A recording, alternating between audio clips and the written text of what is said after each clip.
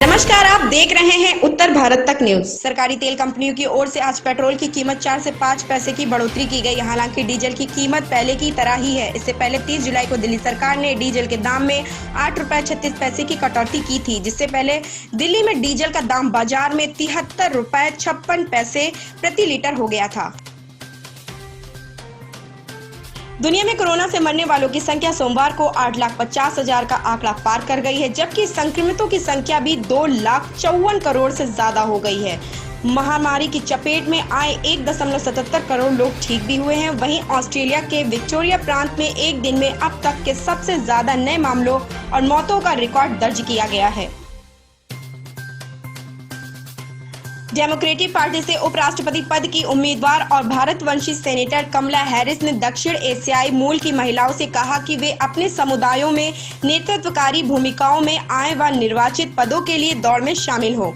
55 वर्षीय हैरिस ने एक कार्यक्रम में कहा, युवा महिलाओं से मैं कहना चाहती हूँ कि नेतृत्व उसी दिन शुरू हो जाती है जिस दिन आप जन्म लेती हैं।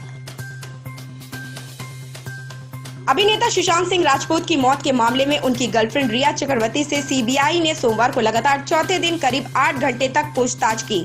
4 दिनों में रिया से कुल करीब 35 घंटे की पूछताछ की गई। वहीं सीबीआई की एक टीम फिर से बांद्रा स्थित सुशांत के घर पहुंची। चर्चा है कि टीम अपराध सीन की पुष्टि करने के लिए अभिनेता के घर गई थी।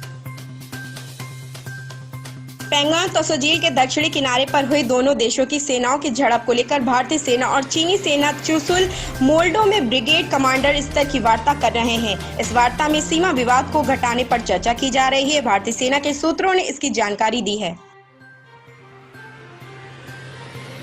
लद्दाख में चीन की हरकतों पर लगाम लगाने के लिए भारत ने हाल ही में फ्रांस से लाए उन्नत जंगी विमान राफेल की तैनाती की है।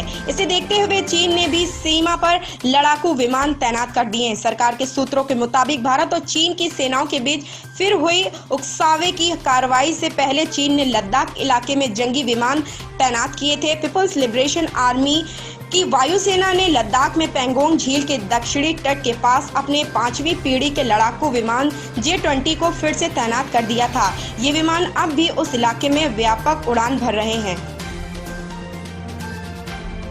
वित्त वर्ष 2020-21 की पहली तिमाही में भारतीय अर्थव्यवस्था की विकास दर 0 से 24% तक नीचे जाने पर आर्थिक विशेषज्ञों ने चिंता जताई। साथ ही सरकार को सुझाव दिया है कि अगर निवेश और खपत बढ़ाने पर जोर दिया जाए तो अंतिम तिमाही तक विकास दर में सुधार किया जा सकता है।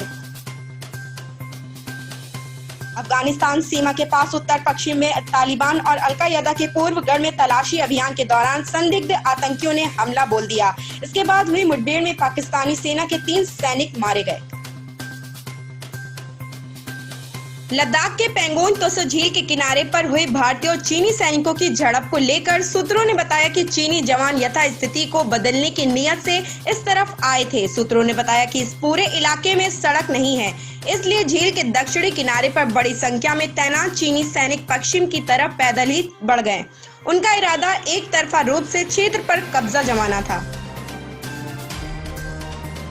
Google India digital services private limited ने सोमवार को दिल्ली उच्च न्यायालय को बताया कि आधार का विवरण डाटाबेस उसकी पहुंच में नहीं है और उसे अपने मोबाइल ऐप गूगल पे के संचालन के लिए ऐसी सूचनाओं की कोई आवश्यकता नहीं है। गूगल ने एक जनहित याचिका में लगाए गए आरोपों के संबंध में मुख्य न्यायाधीश DN पटेल और न्यायमूर्ति प्रतीक जालान की पीठ के समक्ष अतिरिक्त शपथ पत्र दायर कर अपनी दलील पेश की।